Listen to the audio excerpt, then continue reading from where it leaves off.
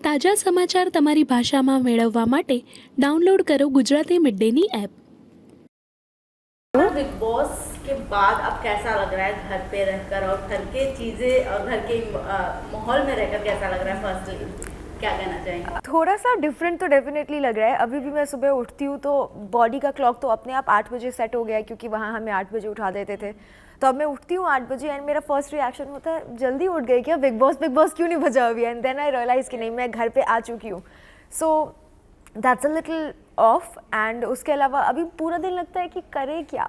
Obviously घर से बाहर निकलूँगी तो बहुत काम है, बट अगर मैं घर के अंदर रहूँ, क्योंकि वहाँ सिर्फ हम घर के अंदर रहते थे एंड पूरे दिन बिजी रहते थे, यहाँ करने के लिए कुछ है ही नहीं, ऐसा लगता है कभी कभी।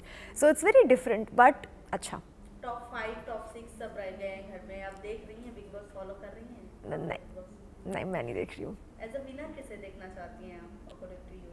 अपने आप को देखना चाहती थी मैं, पर वो तो खैर हो ही नहीं पाया।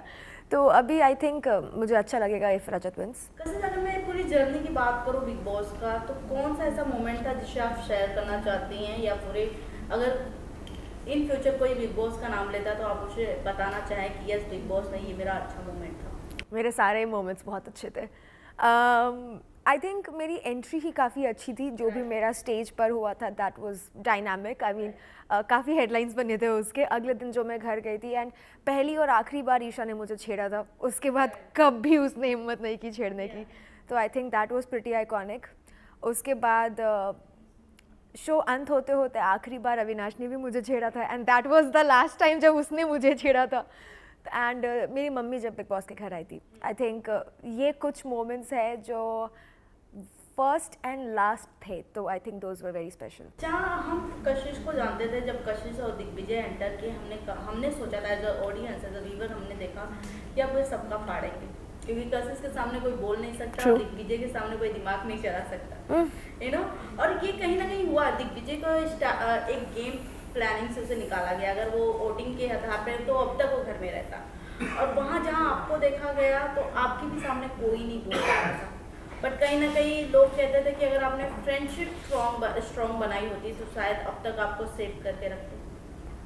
हाँ, ये तो फैक्ट है। ये तो मुझे भी लगता था कि अगर दिग्विजय और मैं साथ में खेलते तो काफ़ी बेनिफिटिंग होता। और ये चीज़ मतलब अगर आप समझदार हो तो आपको समझ में आती हैं घर के डायनामिक्स भी कैसे चलते हैं। एंड इस चीज़ के लिए काफ़ी बार उसको आई मीन बिग बॉस ने भी उसको बोला ही था, मौका दिया था कुछ करने के लिए इस डायरेक्शन में।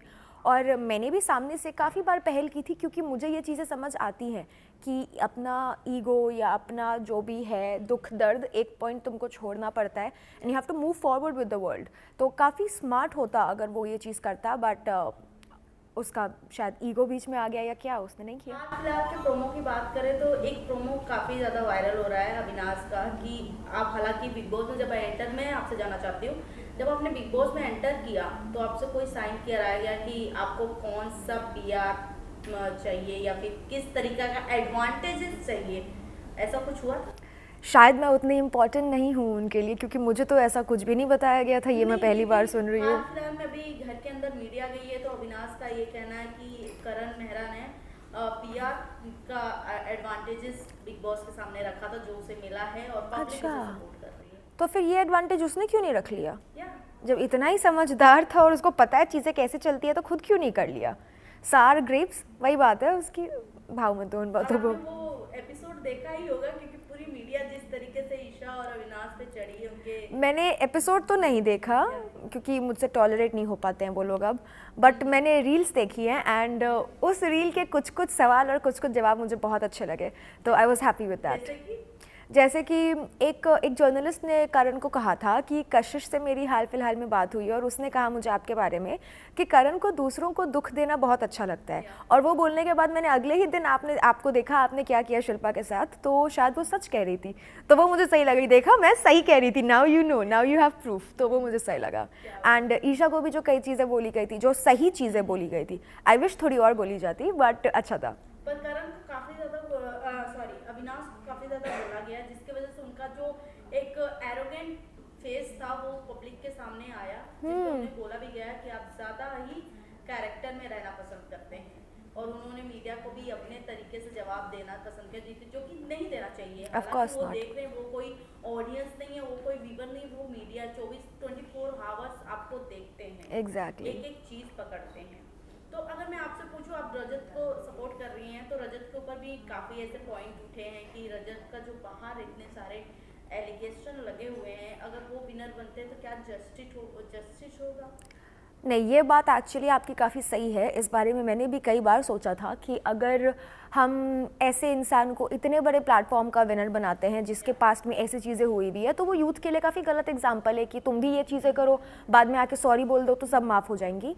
But this is very sensitive also, क्योंकि इस बारे में हमें बहुत टैक्टफुली सोचना चाहिए। क्योंकि जब मैंने घर के अंदर कहा था कि मैं रजत को सपोर्ट करती हूँ, मैंने ये जानते बूझते नहीं कहा था कि उसने पहले क्या किया, और मैं उन चीज़ों को वैलिडेट नहीं कर रही थी।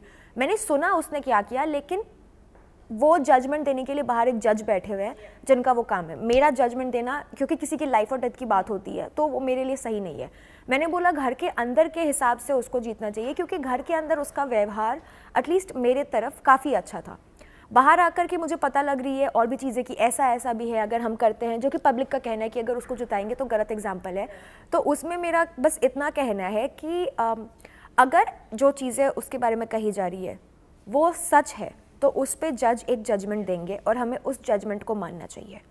अगर वो जानने के बाद भी सारी जनता मिलके उसको वोट कर रही है और वो जनता के वोट्स के हिसाब से जीत रहा है, तो उसमें हम फिर रजत को गलत नहीं ठहरा सकते हैं। फिर वो हमारी चॉइस है और हम वो पिक कर रहे हैं। वैसे मैं आपसे जानना चाहूँगी, बिग बॉस के मेकर्स को आप क्या कहोगे? क्योंकि जहाँ उन्होंने विवेक, अविनाश और ईशा को बहुत बचाने की कोशिश की है, हर बार की है, वहीं अब मीडिया ने उनकी पूरी बैंड बजाई है। तो आप क्या कहोगे मेकर्स को?